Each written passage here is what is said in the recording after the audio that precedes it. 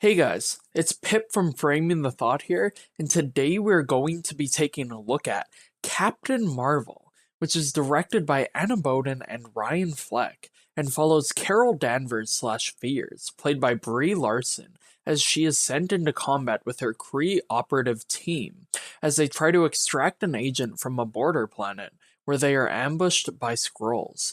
Following this, Carol starts to see flickers of a past on Earth, not sure if it's hers or one implanted by the Skrulls, so she sets off to unravel the mystery.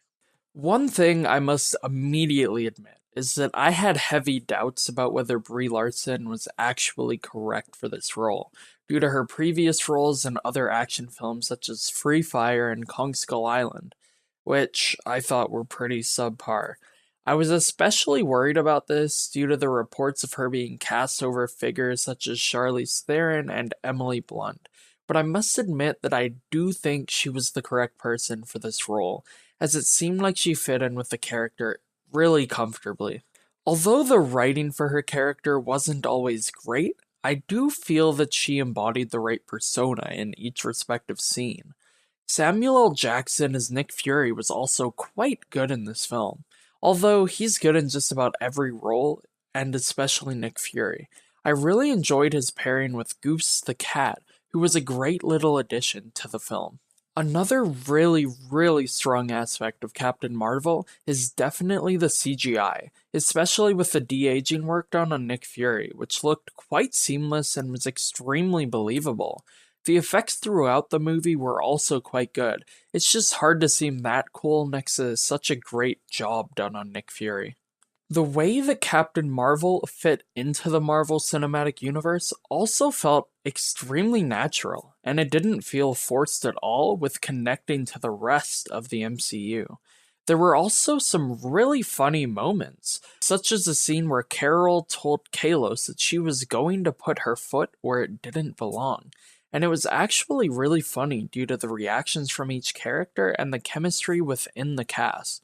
The final extremely strong facet to look at, which was my personal favorite aspect of this film, would definitely be the performance from Ben Mendelsohn as Kalos, the leader of the Skrulls. He just managed to play that character extremely well, and managed to get a lot more out of that role than I was expecting going into this film. Along with this, the CGI work for him was also quite seamless, and the facial expressions that he embodied were always perfect. Really, the rest of the film was either average, slightly below average, or sometimes it just felt silly. So I guess we'll just hop right into all of that, and I'm going to start with the writing. The dialogue throughout the film had its moments of actually being quite funny, especially between Captain Marvel and Kalos, or Captain Marvel and Nick Fury. The vast majority of the dialogue was really bland, however, and was what you expect in a run-of-the-mill movie. But the quippy one-liners that were constantly coming out of Carol Danvers' mouth were so goddamn annoying, and the cheesy 90s nostalgia they were trying to pull with them just did not work in the slightest.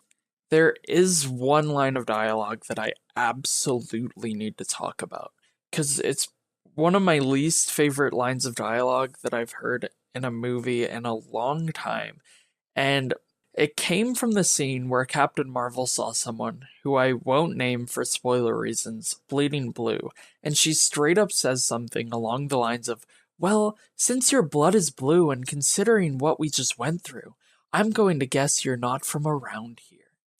That line of dialogue just took the scene that could have been quite good and completely drew the viewer out of it.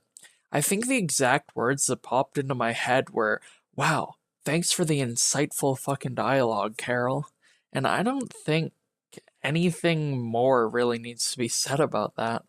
I actually found a lot of the costume design to be quite strong and pleasing to look at, while still keeping this aspect of groundedness and allowing for a lot of needed humor. Where the costume design really faltered, though, which ruined a lot of it for me, was in the combat armor for the Kree and Captain Marvel, in which they all had these weird masks with mohawks attached to them, and that was probably the silliest thing in the whole movie, and there were multiple moments where me and my partner just started laughing at it in the theater when it was meant to be a serious moment.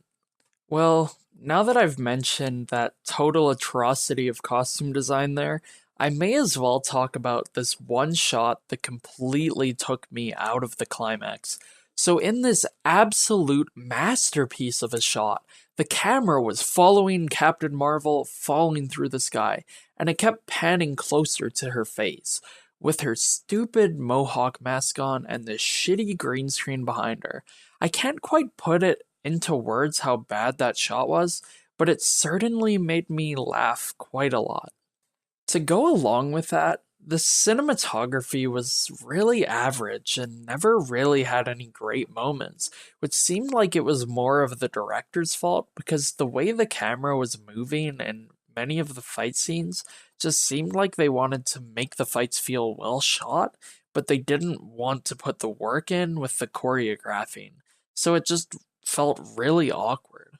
The editing was also really mediocre, though in fight scenes it really took a big dip in quality and became kind of annoying. There were often way too many cuts, and when there weren't way too many cuts, the camera would do all of these weird, janky movements that took the hard hitting action off screen for a split second. Again, I'm going to have to say I think this comes down to the directors not wanting to put in the work, but it just it was just really disappointing to see. And I wasn't really expecting much more than this from the editing in this movie, but I'm always hopeful that Marvel is going to decide to improve those aspects of choreographing and editing in their films. I also found that there was a couple of good parts of the screenplay, a couple of average parts, and a couple of really bad parts, which seems to be the way a lot of things in this movie went.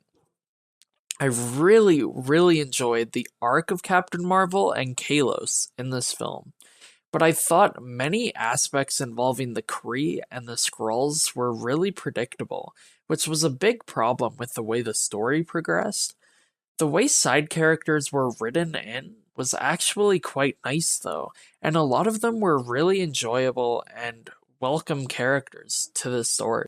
Overall, Captain Marvel had some very strong aspects in the form of its actors and the CGI, but it was held back quite an extreme amount by poorly written moments, weak direction, and terrible editing in action scenes.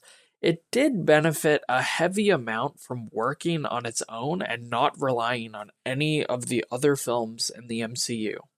But when bad moments hit, was often during integral scenes that needed to work. With all of these very polarizing aspects, there was still a lot of fun to be had with Captain Marvel, and I think it's a good watch. While I do think it is worth watching, I don't think it was the most technically sound film, so I'm going to give Captain Marvel a B minus. Thank you so much for watching. I hope you're having a good week, and remember to like, subscribe, and comment below. Ciao!